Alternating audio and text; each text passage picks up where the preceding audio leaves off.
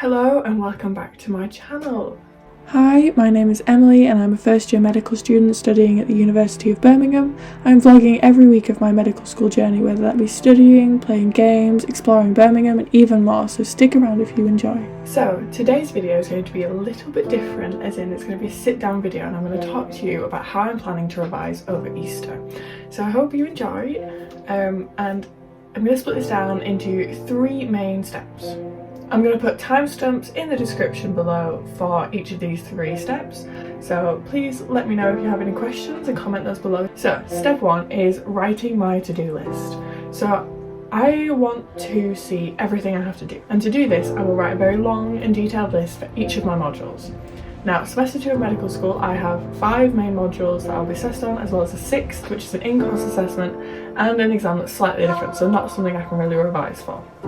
So my 5 modules I'll have to be revising for over Easter is MJM, which is my muscles, joints and movements, IRM, which is my intro to the respiratory medicine module, DPS, which is doctors, patients and societies, regional anatomy, and DIG, which is my digestive module. Each of these modules has a set number of lectures and categories, and I split these down into main categories, which are the bullet points you can see right now. So these bullet points have been split into weeks, and I've put next to it what weeks I cover the content in. Afterwards, after I put week, I'll put a dash, and that list is all of the lectures and their titles and anatomy practical titles that are involved in that topic. I use the university's Canvas page, which is a website that has all our pre-recorded lectures, our in-person timetable stuff, and anything that was in person recorded, and I'll collect all of the information and all of the lectures and write those out and make sure I've covered everything. This means that my to-do list encompasses everything that I'm going to have to study over Easter, which makes sure that I know exactly what I'm doing. So step 2 is writing my calendar. So I've written April. My entire calendar is April.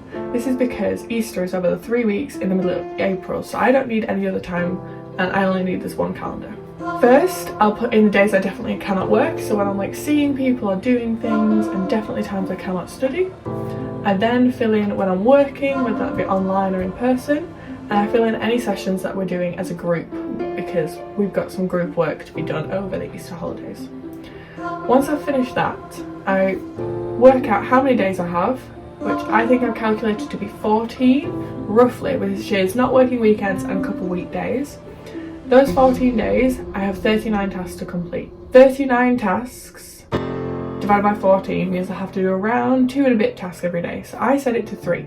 If I do 3 tasks every day of Easter, that means I will probably finish early, which means that if I get behind on one day, or miss something, or work an extra day, or work one day less, I can still get everything done in time before I finish Easter and return to teaching at the end of semester 2. So, step 3 and my final step is getting on with the tasks. So each module has a different thing I need to know for it. So an example of this would be MJM, which is my upper limb. So I'm going to do upper limb. If I was going to do it, I'd start with the bones. Then I'd do blood supply, venous drainage, innervation. Then I'd do muscles, and then I'll build up layers and layers, and then I'd group that together with clinical spaces of importance. So like your cubital fossa and your carpal tunnel, things like that I will do after I've covered the bones and the muscles and the nerves. So I'll know what stuff's on the upper limb and then I'll apply it. Then I'll do clinical cases with the upper limb, and that will make the module whole and link everything together. Whereas in IRM, for my PKs, I will do the PK lectures, then I'll do the clinical cases, everything else. So everything's different for each module, so I'll get on with it, but everything will be a little bit different. So if you've enjoyed, or if this has been informative, please like, comment and subscribe. Any questions you have, comment them below and I'll clarify. Because my modules are so different, I'll talk more about how I revise differently for each module in my end of year review. So look forward to that in August, and thank you for watching. I'll see you next time.